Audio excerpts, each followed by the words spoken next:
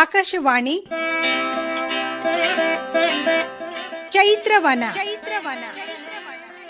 ಲಕ್ಷ್ಮೀಶನ ಜೈಮಿನಿ ಭಾರತದ ಸಮಗ್ರ ವಾಚನ ವ್ಯಾಖ್ಯಾನ ಕಾರ್ಯಕ್ರಮ. ಪ್ರಸ್ತುತಿ ಡಾಕ್ಟರ್ ಎಎಸ್ ಶಂಕರನಾರಾಯಣ. ಇಂದಿನ ಚೈತ್ರವನ ಕಾರ್ಯಕ್ರಮದಲ್ಲಿ ಲಕ್ಷ್ಮೀಶ ಕವಿಯ ಜೈಮಿನಿ ಭಾರತದಲ್ಲಿ 5ನೆಯ ಸಂಧಿಯ ಪದ್ಯಗಳ ವಾಚನ ಹಾಗೂ ವ್ಯಾಖ್ಯಾನವನ್ನು ಕೇಳಲಿದ್ದೀರಿ. ವಾಚನ ಮಾಡಲಿದ್ದಾರೆ ಶ್ರೀ ಎಚ್.ಎಲ್. ಶ್ರೀಕಂಠ, ವ್ಯಾಖ್ಯಾನ ಮಾಡಲಿದ್ದಾರೆ ಶ್ರೀ ಎಚ್.ಎಸ್. ಗೋಪಾಲ್.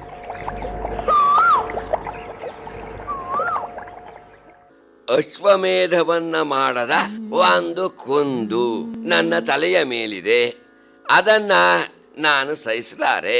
ಆ ದೋಷವನ್ನ ನೀನು ಪರಿಹರಿಸು ಎಂದು ಧರ್ಮರಾಜನನ್ನ ಬೇಡಿಕೊಳ್ಳುವುದಕ್ಕೋಸ್ಕರವಾಗಿ ಅವನ ಬಳಿಗೆ ಬಂದಿದೆಯೇನೋ ಎಂಬಂತೆ ಒಂದು ಕಿವಿ ಕಪ್ಪಾದ ಧವಳ ಶುಭ್ರ ವರ್ಣದ ಆ ಕುದುರೆ ಬರಲು ಅದನ್ನ ಇಡೀ ಸಮಸ್ತ ಜನರು, ಹಸ್ತಿನಾವತಿಯ ಎಲ್ಲ ಪುರಜನರು ಕೂಡ ಆಶ್ಚರ್ಯಚಕಿತರಾಗಿ ನೋಡ್ತಾ ಇದ್ರು.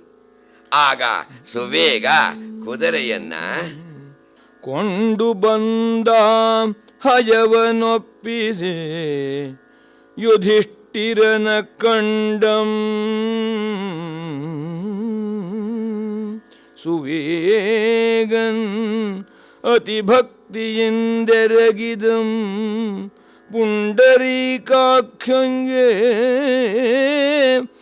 ಅತಿಭಕ್ತಿಯಿಂದೆರಗಿದಂ ಪುಂಡರೀಕಾಕ್ಷಂಗೆ ಬಳಿಕರ್ಜುನಾದಿಗಳ್ ಉಚಿತದಿಂ ವಂದಿಸಿದನು. ಬಂಡಿ ಪೇರೆ ತೊಂಟೆಗಳ ಮೇಲೆ ತಂದಖಿಳ ಭಂಡಾರಮ ಕರಿರಥಾಶ್ವಮಂ ನಾರಿಯರ ತಂಡಮ ಗೋಮಹಿಷ ಮೊದಲಾದ ವಸ್ತುಚಯಮ ಮಿಗೆ ಸಮರ್ಪಿಸಿದನು.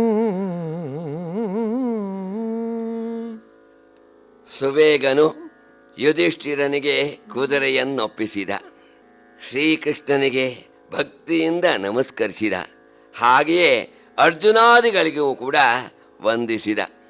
ಆಮೇಲೆ ಬಂಡಿ ಎತ್ತು ಒಂಟೆಗಳ ಮೇಲೆ ತಂದಿದ್ದ ಭಂಡಾರದ ಹೇರನ್ನು, ಕುದುರೆ, ಆನೆ, ರಥ, ಚತುರಂಗ ಸೇನೆ, ಗೋವುಗಳು, ಎಮ್ಮೆಗಳು, ಸ್ತ್ರೀಯರ ತಂಡವನ್ನ, ತನ್ನನ್ನ, ತನ್ನ ರಾಣಿವಾಸವನ್ನ, ಮಗನನ್ನ ಆ ಕ್ಷಣದಲ್ಲೇ ಯೌವನಾಶ್ವ ಶ್ರೀಕೃಷ್ಣನ ಪಾದ ತಲಕ್ಕೆ ಸಮರ್ಪಿಸಿದ. ಹೀಗೆ ತನ್ನ ಸರ್ವಸ್ವವನ್ನು ಸಮರ್ಪಿಸಿದ ಯೌವನಾಶ್ವ ಮೇಲೆ ಪರಿತೋಷದಿಂದ ಯೌವನಾಶ್ವ ಭೂಪಾಲಕಂ ತನ್ನ ಸರ್ವಸ್ವಮಂ ತಂದು ಲಕ್ಷ್ಮೀಲೋಲನಂಘ್ರಿಗೊಪ್ಪಿಸಿದ. ಬಳಿಕವನೊಡನೆ ಬಂದಿಗ ಸಮಸ್ತ ಜನರು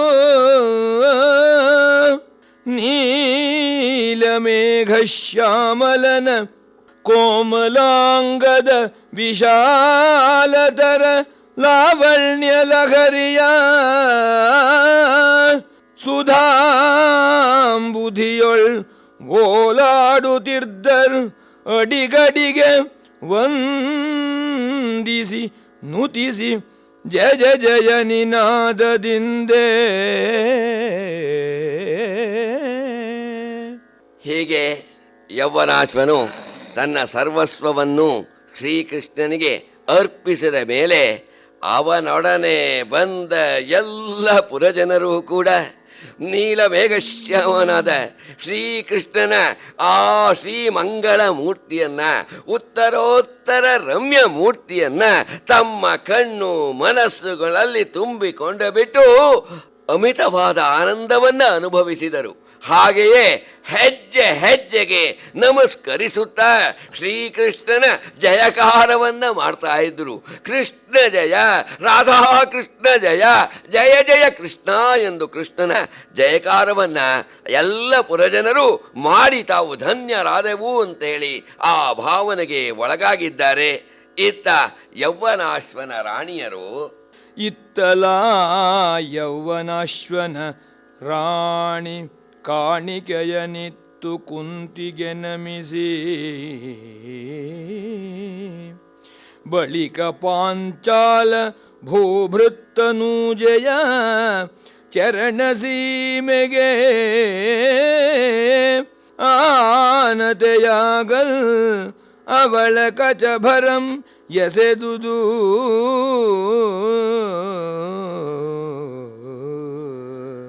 ಒತ್ತಿಡಿದ ಸಂಜೆಗೆಂಪಿನ ಮೇಲೆ ಕವಿದ ಬಲ್ಗತ್ತಲೆಯೋ ಶೋಣಗಿರಿ ತಟ ಕಿಳಿವ ಕಾರ್ಮುಗಿಲಂ ಒತ್ತಮೋ ಕಮಲ ಕೆರಗುವ ಅಳಿಕುಲಮೋ ತಳಿರ್ಗೊಂಬಡರ್ದ ಬರ್ಹಿಯೋ ಪೇಳೆನೆ.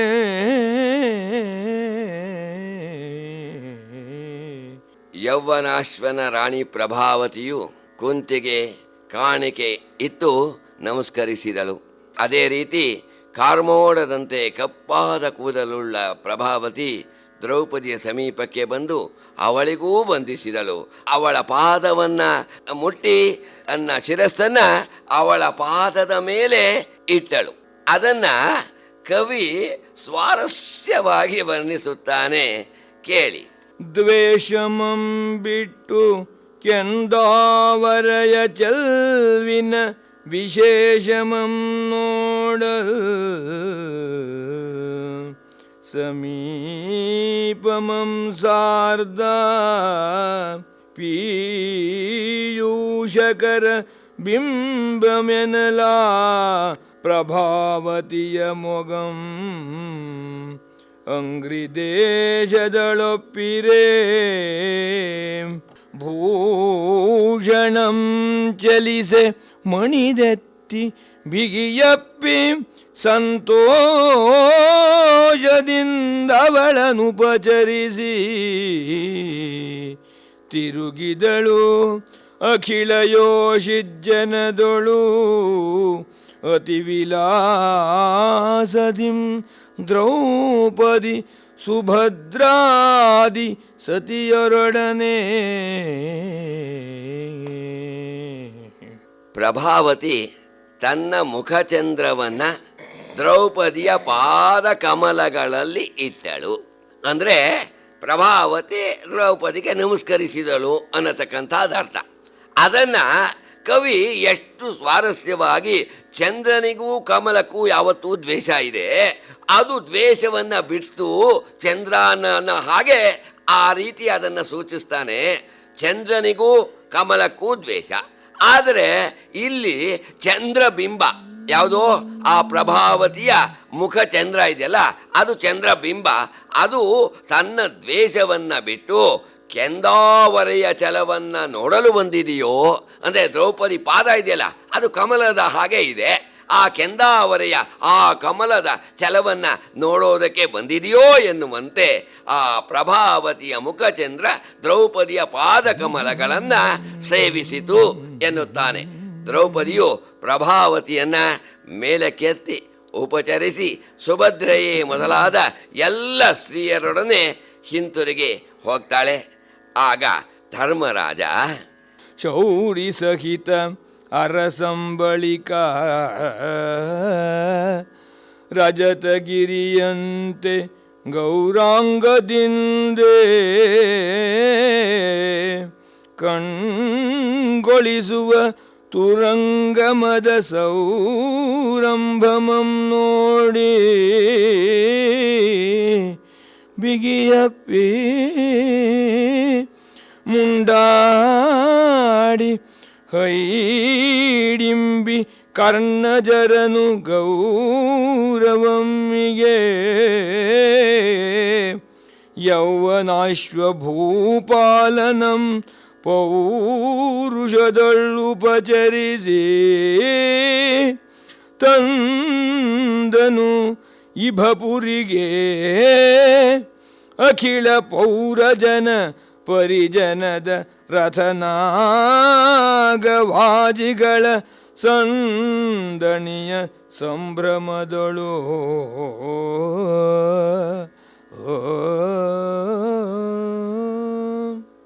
ರಜತಗಿರಿ ಕೈಲಾಸದಂತೆ ಬಿಳುಪಾಗಿದ್ದ ಕುದುರೆಯನ್ನ ಧರ್ಮರಾಜ ಕೃಷ್ಣನೊಡನೆ ಮತ್ತೆ ಮತ್ತೆ ಮಗದೊಮ್ಮೆ ನೋಡಿದ.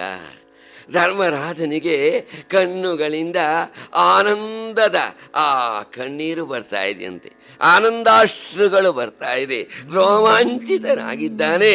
ಎಲ್ಲ ಇಂತಹ ಒಂದು ಯಜ್ಞಾಶ್ವ ಲೋಕದಲ್ಲಿ ಇದೆಯೇ, ಅದು ತನಗೆ ಸಿಗುತ್ತದೆ ಎಂದು ಗಾಬರಿ ಹೊಂದಿರತಕ್ಕಂತಹ ಧರ್ಮರಾಜನಿಗೆ ತನ್ನ ಮುಂದೆಯೇ ಆ ಕುದುರೆ ಇರುವುದನ್ನು ನೋಡಿಬಿಟ್ಟು ಅವನು ಆನಂದ ಸಮುದ್ರದಲ್ಲಿ ಮುಳುಗಿದ. ಆಮೇಲೆ ಮೇಘನಾದ, ವೃಷಕೇತು ಇಬ್ಬರನ್ನೂ ಕೂಡ ಅಪ್ಪಿಕೊಂಡು, ಮಕ್ಕಳೇ ಎಷ್ಟು ಕಷ್ಟಪಟ್ರಪ್ಪ, ನೀವೆಲ್ಲ ಹೋಗಿ ಕುದುರೆಯನ್ನು ತಂದ್ರಿ ಅಂತೇರಿ ಅವರನ್ನು ಹೊಗಳಿ ಮುಂಡಾಡಿದ. ಬಳಿಕ ಚತುರಂಗ ಸೈನ್ಯದೊಂದಿಗೆ ಯೌವನಾಶ್ವನನ್ನ ಹಸ್ತಿನಾವತಿಗೆ ಕರೆತಂದಿದ್ದಾನೆ ಧರ್ಮರಾಜ. ಭೂವಲ್ಲಭಂ ಮುದದಳು ಆ ಯೌವನಾಶ್ವನಂ ಭಾವಿಸಿದ ಬಳಿಕ ಪಕ್ಷದ್ವಯಂ ಹರಿ ಹಸ್ತಿನಾವತಿಯೊಳಿರ್ದು ನೃಪವರನೊಳ್ ಇಂತೆಂದ ಈ ಚೈತ್ರ ಮಾಸಂ ಪೋದುದು ಈ ವೇಳೆಗಧ್ವರದ ಸಮಯವನು ಉಪಕ್ರಮಿಸಲಾವಿರಲ್ ಪನ್ನೊಂದು ತಿಂಗಳಿರ್ಪುದು ಮುಂದೆ ನೀವು ಕರಸಿದೊಡೆ ಬಂದೆ ಪಗು ಅಂದಿಗೊದವಿದ ಸಮಸ್ತ ವಸ್ತುಗಳ ಕೊಂಡು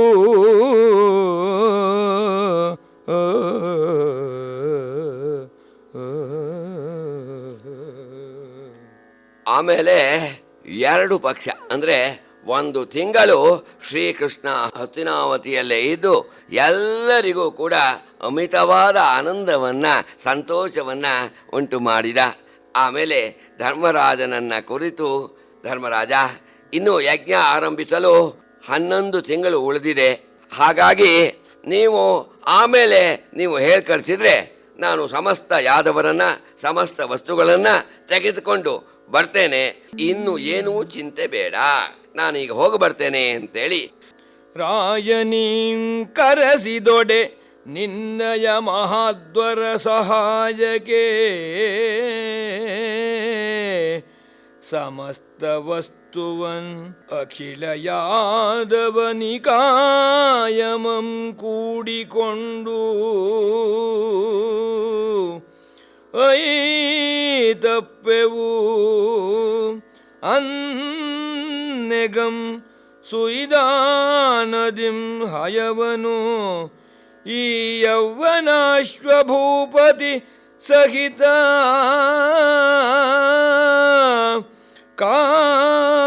ಕಾವುದೆಂದು ಆಯಮಸುತಾದಿಗಳನ್ ಅಂದು ಬೀಳ್ಕೊಂಡು ಕಮಲಾಯತಾಕ್ಷಂ ಬಂಧು ಕೃತ್ಯದಿಂ ದ್ವಾರಕಾಪುರಕ್ಕೆ ವಿಜಯಂ ಗೈದನೋ. ಧರ್ಮರಾಜ, ಇನ್ನು ಏನು ಚಿಂತೆ ಬೇಡ. ವ್ಯಾಸರು ಹೇಳಿರ್ತಕ್ಕಂತಹ 1 ಕಿವಿ ಕಪ್ಪಾದ ಶ್ವೇತಶುಭ್ರವಾದ ಸರ್ವ ಲಕ್ಷಣಗಳಿಂದ ಕೂಡಿರ್ತಕ್ಕಂತಹ ಕುದುರೆ, ಆ ದಿವ್ಯಾಶ್ವ ಯಜ್ಞಾಶ್ವ ನಮಗೆ ದೊರಕಿದೆ. ಇನ್ನು ಏನು ಚಿಂತೆ ಬೇಡ. ಆ ಕುದುರೆಯನ್ನ ಯೌವನಾಶ್ವರನೊಡನೆ ನೀನು ಕಾಪಾಡಿಕೊಂಡಿರು. ಇನ್ನು ಆ ಮಹಾಯಜ್ಞಕ್ಕೆ, ಅಶ್ವಮೇಧ ಯಾಗಕ್ಕೆ ಇನ್ನೂ 11 ತಿಂಗಳು ಉಳಿದಿರೋದ್ರಿಂದ ನಾನು ಅಷ್ಟೊತ್ತಿಗೆ ಬರ್ತೇನೆ. ನಾನು ಸಮಸ್ತ ಯಾದವರನ್ನು ಕೂಡ ಆ ಮಹಾಯಜ್ಞಕ್ಕೆ ಕರ್ಕೊಂಡು ಬರ್ತೇನೆ, ಏನು ಚಿಂತೆ ಬೇಡ ಅಂತೇಳಿ ಧರ್ಮರಾಜನನ್ನು ಸಮಾಧಾನ ಪಡಿಸಿ ದ್ವಾರಕೆಗೆ ಹಿಂತಿರುಗುತ್ತಾನೆ ಕೃಷ್ಣ. ಕೃಷ್ಣ ಹೋದ ಮೇಲೆ ಧರ್ಮರಾಜನಿಗೆ ಶೂನ್ಯ ಆವರಿಸಿತು. ಇತ್ತಲ್ ಅವನಿಬನು ಅಸುರಹರನ ಕಳುಹಿದ ಚಿಂತೆಗಿತ್ತು, ನಿಜ ಬುದ್ಧಿಯಂ ಮುಂದರಿಯದಿರೇ ಬಂದು ಮತ್ತೆ ವೇದವ್ಯಾಸ ಮುನಿ ತಿಳುಹಲು ಅಮಲ ಮಂಟಪಂ ಓಜಯಳು ರಚಿಸಿ ತತ್ತುರಗಮಂ ನಿಲ್ಲಿಸಿ ಬಳಿಕ ಕಾವಲ್ಗೆ ರಥ ಮತ್ತ ಗಜ ಹಯಪದಾತಿಗಳ ಸಂದೋಹಮಂ ಸುತ್ತಲುಂ ಪರುಠವಿಸಿ ಕೇಳ್ದನು ಆ ಋಷಿಯೊಳ್ ಮರುತ್ತ ನೃಪತಿಯ ಕಥೆಯನು. ಶ್ರೀಕೃಷ್ಣನನ್ನ ದ್ವಾರಕೆಗೆ ಕಳಿಸಿದ ಮೇಲೆ ಧರ್ಮರಾಜನಿಗೆ ಏನೂ ತಿಳಿಯದಂತಾಯಿತು. ಶೂನ್ಯ ಆವರಿಸಿತು. ಆ ಸಮಯದಲ್ಲಿ ವೇದವ್ಯಾಸರ ಆಗಮನವಾಯಿತು. ಯಜ್ಞಾಶ್ವವನ್ನು ಒಂದು ಮಂಟಪದಲ್ಲಿ ಕಟ್ಟಿ ಅದರ ಕಾವಲಿಗೆ ಕಾಲಾಳು, ಕುದುರೆ, ರಥ, ಆನೆಗಳನ್ನು ನೇಮಿಸಿದ. ವೇದವ್ಯಾಸರು ಧರ್ಮರಾಜನಿಗೆ ಮರುತ್ತನ ಕಥೆಯನ್ನು ಹೇಳಿದರು. ಅಶ್ವಮೇಧ ಯಾಗವನ್ನು ಮಾಡಿರ್ತಕ್ಕಂತಹ ಮರುತ್ತನ ಕಥೆಯನ್ನ ಹೇಳ್ತಾರೆ. ವಿಧುಕುಲಲಾಮ ಕೇಳ್ ಧರ್ಮಸುತನ ತಪೋನಿಧಿಗೆ ಕೈ ಮುಗಿದು ಬೆಸಗೊಂಡಂ ಮರುತ್ತ ನೃಪನ್ ಅಧಿಕತರ ಯಾಗಮಂ ಅದಾವರ್ಷಿ ಮಖದಿಂದಂ ಒಂದು ವಿರಚಿಸಿದನ್ ಅದರ ವಿಧಿಯಂ ತನಗೆ ಪೇಳುವುದು ಎನೆ ಬಾದರಾಯಣಂ ಮಧುರೋಕ್ತಿಯಿಂದ ಅವನಿಪತಿಗೆ ವಿಸ್ತರಿಸಿದಂ ಬುಧ ಜನ ಪ್ರೀತಿಕರಂ ಆಗಲ್ ಆರಾಯನ ಮಹಾಕ್ರತುವನ್ ಈ ಕ್ರಮದೊಳು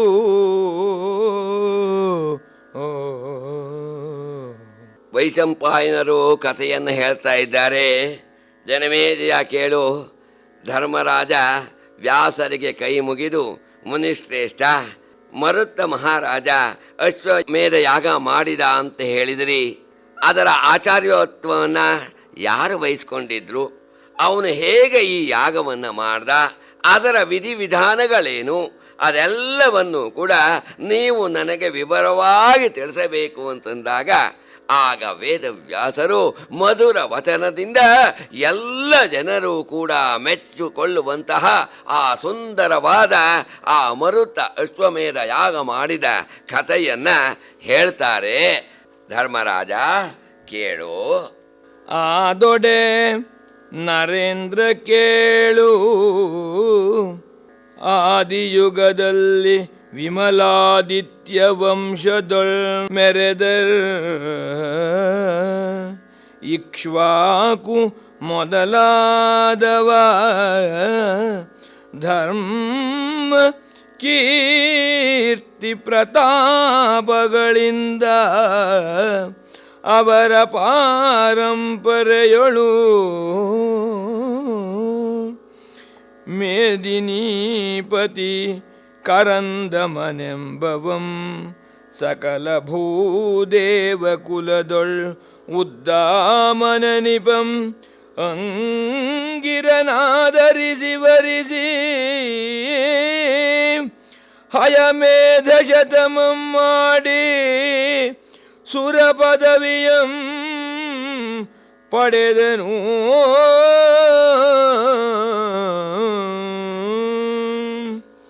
ಧರ್ಮರಾಜ ಕೇಳು. ಕೃತಯುಗದಲ್ಲಿ ಶ್ರೇಷ್ಠವಾದ ಸೂರ್ಯವಂಶದಲ್ಲಿ ಇಕ್ಷ್ವಾಕುವೇ ಮೊದಲಾದ ಶ್ರೇಷ್ಠ ರಾಜರು ಧರ್ಮ ಕೀರ್ತಿ ಸಂಪನ್ನರಾಗಿದ್ದರು. ಅವರ ಪರಂಪರೆಯಲ್ಲಿ ಬಂದ ಕರಂದಮನೆಂಬ ಒಬ್ಬ ಮಹಾನುಭಾವ ರಾಜ ಬ್ರಾಹ್ಮಣ ಶ್ರೇಷ್ಠನಾದ ಅಂಗೀರನನ್ನ ಪೂಜಿಸಿ ಆದರಿಸಿ 100 ಅಶ್ವಮೇಧ ಯಾಗ ಮಾಡಿಬಿಟ್ಟು ದೇವತಾ ಪದವಿಯನ್ನು ಪಡೆದ. ಆ ಕರಂದಮನ ಮಗನೇ ಆವಿಕ್ಷಿ. ಆ ಕರಂದಮನ ಸುತನ ಆವಿಕ್ಷಿಯಂಬ ವಸುಧಾಕಾಂತನಿಂದ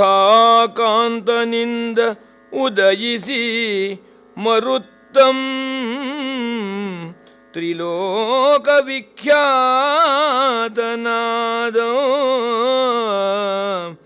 ಪಗೆಗಳಂ ಗೆಲ್ವೆಡೆಯೊಳ್ ಉಸುರ್ವಿಡುತ್ತಿರಲ್ಕೆ ವ್ಯಾಕೀರ್ಣ ಚಾತುರ್ಬಲಂ ಪುಟ್ಟುತಿ ಹೃದವಂ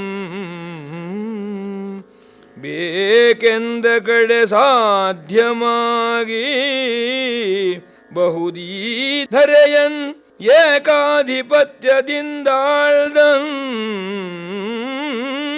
ಅಂದಮಲ ಧರ್ಮದ ಮೇರೆದಪ್ಪದಂತೆ.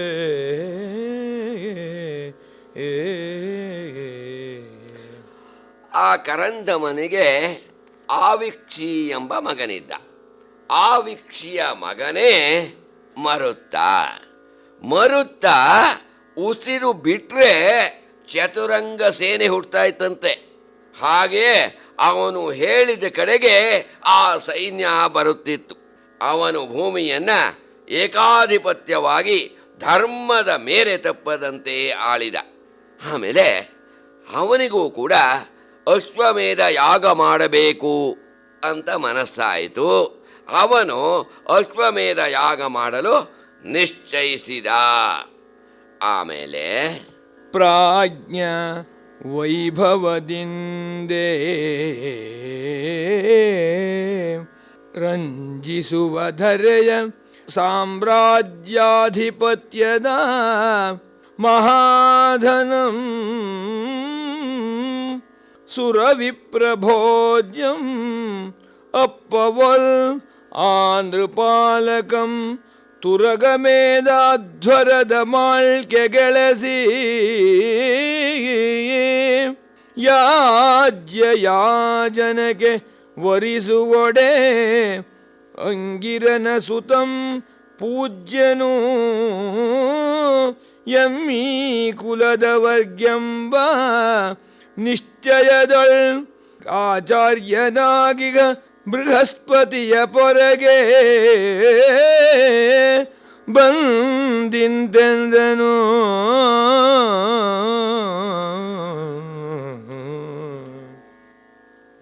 ಮರುತ್ತನಿಗೆ ಅಶ್ವಮೇಧ ಯಾಗ ಮಾಡಲು ಮನಸ್ಸಾಗಿ ಆ ಯಜ್ಞಕ್ಕೆ ಯಾರನ್ನ ಆಚಾರ್ಯರನ್ನಾಗಿ ಮಾಡಿಕೊಳ್ಳಬೇಕು ಅಂತ ಯೋಚನೆ ಮಾಡ್ದ. ಆಮೇಲೆ ಹಿಂದೆ ನಮ್ಮ ವಂಶದಲ್ಲಿ ಕರಂದಮ, ನಮ್ಮ ಅಜ್ಜ ಕರಂದಮನನ್ಗೆ ಅಂಗೀರ ಋಷಿ ಅವರು ಆಚಾರ್ಯವತ್ತನ್ನು ವಹಿಸ್ಕೊಂಡಿದ್ರು.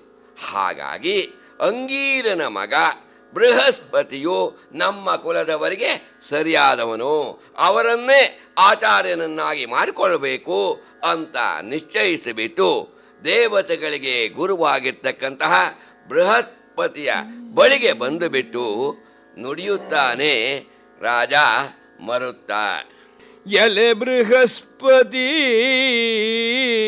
ಮತ್ಪಿತಾಮಹಂ ಕ್ರತುಗಳ್ಯಸಲೆ ನಿನ್ನ ತಾತನಂ ವರಿಸಿರ್ದನ್ ಅದರಿಂದ ಕುಲಧರ್ಮಮಂ ಬಿಡದೆ ನೀ ನನಗೆ ಯಜ್ಞಮಂ ಮಾಡಿಸೆನಲ್ ಅವನೊಪ್ಪಲು ಬಲರಿಪು ಕನಲ್ದು ಮಾನವರ ಮಖಯಾಜನಂ ಪೊಲೆ ಸುರರ್ಗುಚಿತಮಲ್ಲ ಎಂದು ಗುರುವಂ ತಡೆದು ನಿಲ್ಲಿಸಲು ಆ ನೃಪತಿ ಭಂಗಿತನಾಗಿ ಬರುತ್ತಾ ನಾರದ ಮುನಿಪನಂ ಕಂಡನು. ಮರುತ್ ಮಹಾರಾಜ ಬೃಹಸ್ಪತಿಯ ಬಳಿಗೆ ಬಂದು ಬಿಟ್ಟು ಹೇಳ್ತಾನೆ, ಎಲೆ ಬೃಹಸ್ಪತಿ, ನಿನ್ನ ತಂದೆ ಅಂಗೀರನು ನನ್ನ ತಂದೆ ಮಾಡಿದ ಅಶ್ವಮೇಧ ಯಾಗಕ್ಕೆ ಆಚಾರ್ಯತ್ವವನ್ನು ವಹಿಸಿಕೊಂಡಿದ್ದ. ಹಾಗಾಗಿ ನೀನು ನಮ್ಮ ಕುರುಗುರುವಾಗಿದ್ದೀಯ. ಹಾಗಾಗಿ ನಾನು ಮಾಡುವ ಅಶ್ವಮೇಧಕ್ಕೆ ನೀವು ಆಚಾರ್ಯತ್ವವನ್ನು ವಹಿಸಿಕೊಳ್ಳಬೇಕು ಎಂದು ಕೇಳಿಕೊಂಡಾಗ ಬೃಹಸ್ಪತ್ಯಾಚಾರ್ಯರು ಅದಕ್ಕೆ ಒಪ್ಪಿದರು. ಆದರೆ ಇದನ್ನ ಕೇಳಿ ಕುಪಿತಗೊಂಡ ದೇವೇಂದ್ರ, ಮನುಷ್ಯರ ಯಾಗಕ್ಕೆ ದೇವತೆಗಳ ಗುರು ಆಚಾರ್ಯನೇ, ಸುತರಾಮ್ ಕೂಡದು ಎಂದು ಬೃಹಸ್ಪತಿಗಳನ್ನ ತಡೆದ. ಇದರಿಂದ ಖಿನ್ನನಾಗಿ ಹಿಂತಿರುಗಿ ಬರುವಾಗ ಮರುತ್ ಮಹಾರಾಜ ನಾರದರನ್ನ ಕಂಡ. ದುಗುಡದಿಂದ ನೃಪಂ ನಾರದಂಗೆರೆಗೆ ನಸುನಗುತ್ತಿದೆನೆಲೆ ರಾಯ ನಿನಗೆ ದುಮ್ಮಾನಮೆನೆ. ಮಿಗೆ ಬೃಹಸ್ಪತಿ ತನಗೆ ಮಾಡಿದ ಅವಮಾನಮಂ ಬೇಳ್ದು ಅತಿ ವಿರಕ್ತಿಯಿಂದೇ ನಗರಮಂ ಪುಗದೆ ಅರಣ್ಯದೊಳ್ ಉಗ್ರತಪದಿಂದೇ ಜಗದೊಳ್ ಉತ್ಕೃಷ್ಟ ಪದಮಂ ಪಡೆವೆನು ಎನೆ. ಕೇಳ್ದು ವಿಗಡ ಮುನಿವರನ್ ಆಗಳ ಮಹೀಪಾಲನಂ ಸಂತೈಸುತ್ತಿಂತೆಂದನು.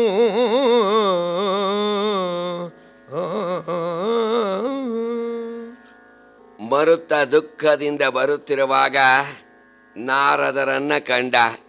ಆಗ ನಾರದರು, ಯಾಕಪ್ಪ ದುಃಖದಿಂದ ಕೂಡಿದ್ದೀಯಾ, ಏನು ಚಿಂತೆ ಎಂದು ಕೇಳಿದಾಗ ಮರುತ್ತ ಹೇಳ್ತಾನೆ, ಏನು ಹೇಳಲಿ ನಾರದರೆ, ಅಶ್ವಮೇಧ ಯಾಗ ಮಾಡಬೇಕು ಎಂಬ ಆಸೆಯಿಂದ ಬೃಹಸ್ಪತಿಗಳನ್ನ ಆಚಾರ್ಯತ್ವ ವಹಿಸಿಕೊಳ್ಳಲು ಕೇಳೋದಕ್ಕೆ ಹೋಗಿದ್ದೆ.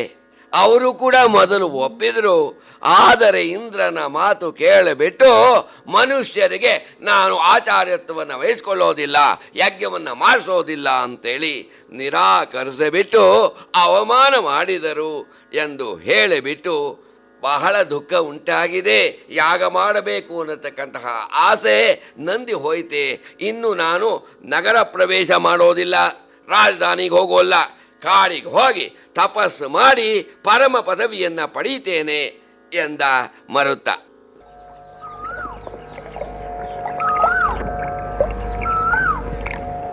ಇದುವರೆಗೆ ಲಕ್ಷ್ಮೀಶ ಕವಿಯ ಜೈಮಿನಿ ಭಾರತದಲ್ಲಿ 5ನೆಯ ಸಂಧಿಯ ಕೆಲ ಪದ್ಯಗಳ ವಾಚನ ಹಾಗೂ ವ್ಯಾಖ್ಯಾನವನ್ನು ಕೇಳಿದಿರಿ.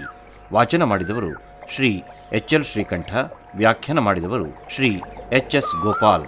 ಚೈತ್ರವನ ಕೇಳಿದ್ರಿ. ಕಾರ್ಯಕ್ರಮದ ಪ್ರಸ್ತುತಿ ಡಾಕ್ಟರ್ ಎ.ಎಸ್. ಶಂಕರನಾರಾಯಣ. ನಿರ್ಮಾಣ ನೆರವು ಸಂಜೀವ ಆರ್ ನಾಮಣ್ಣವರ್. ಇದು ಇಂದಿನ ಚೈತ್ರವನ. ಈ ಕಾರ್ಯಕ್ರಮ ಆಕಾಶವಾಣಿ ಭದ್ರಾವತಿ ಕೇಂದ್ರದ ಕೊಡುಗೆ.